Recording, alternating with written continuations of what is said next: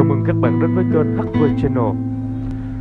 Hồng Vũ Center là trung tâm sửa chữa iPad hàng đầu tại Việt Nam hiện nay, với kinh nghiệm sửa chữa iPad nhiều năm, đi cùng với trang thiết bị hiện đại. Chúng tôi tự tin cung cấp cho các bạn các giải pháp sửa chữa iPad chuyên nghiệp nhất tại Việt Nam hiện nay. Hồng Vũ Center hội tụ đội ngũ kỹ thuật viên kinh nghiệm lâu năm. Chúng tôi chuyên cung cấp các giải pháp một cách toàn diện về sửa chữa iPhone, sửa chữa iPad, sửa chữa MacBook, sửa chữa laptop, sửa chữa Surface và sửa chữa iMac.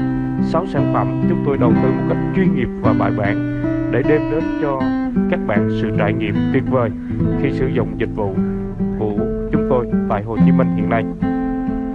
Đến với Hồng Vũ Center, các bạn sẽ tận hưởng được sự khác biệt là các bạn có thể ngồi xem kỹ thuật viên thao tác, sau đó đợi lấy máy về.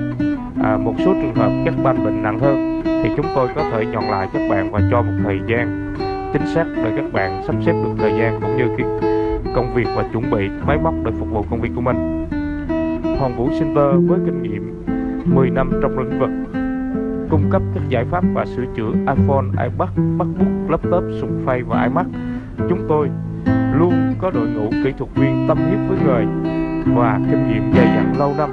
Mỗi kỹ thuật viên của chúng tôi đều thao tác sửa chữa trên 50.000 sản phẩm, đảm bảo tay nghề chuẩn xác và phục vụ các bạn một cách chuyên nghiệp.